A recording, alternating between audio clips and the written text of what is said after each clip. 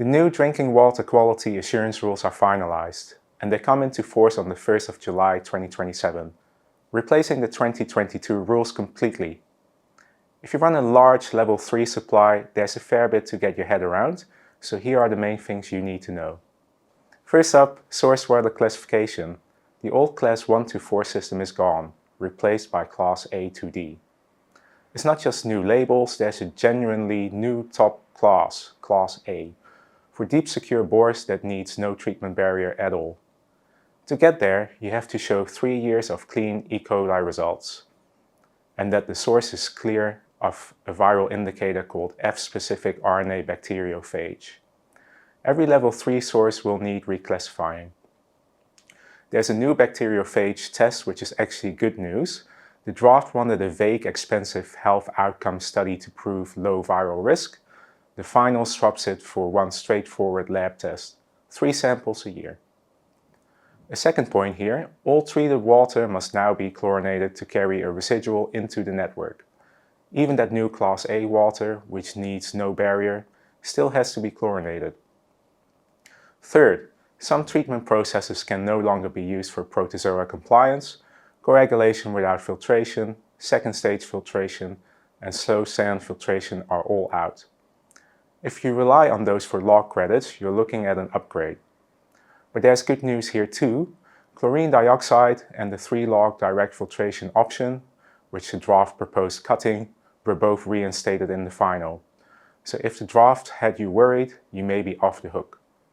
Fourth, the recycle rules have been reworked.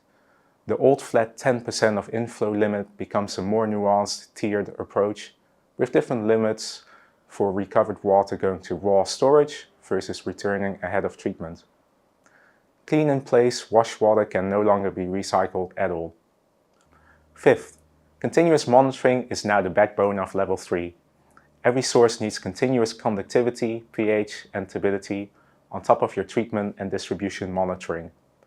For groundwater supplies running on grab samples, that means new instrumentation and a lot more data to manage and report.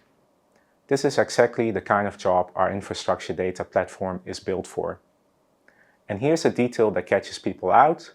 When continuous monitoring drops out, you can fall back to grab samples. But that allowance differs a lot by area. Source water is forgiving, up to 7 days a month.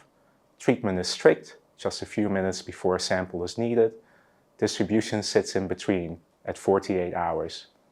So no rich rule applies where before an analyzer fails. Sixth, the cyanobacteria rules get a lot more specific, with hard numeric cell count triggers and specific species monitoring. The rules also mention a suitably qualified and experienced person is required to carry out certain assessments, including cyanobacteria risk. We are yet to see if guidance will be provided on what level of qualifications and experience will be expected, or whether their judgment is left to suppliers. Next is a big structural shift. The rules are now enforceable secondary legislation. There's a new compliance year running July to June, and every rule has been renumbered.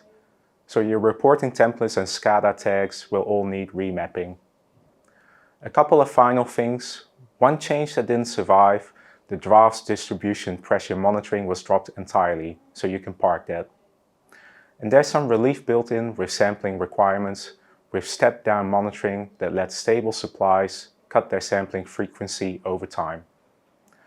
And lastly, you'll also need to keep a schedule of every chemical you dose and any that form during treatment, flagging which ones have an MAV and monitor for them. There's plenty more in the detail, so head to the full blog on our website for a more complete rundown, and make sure you read and understand the rules in full too.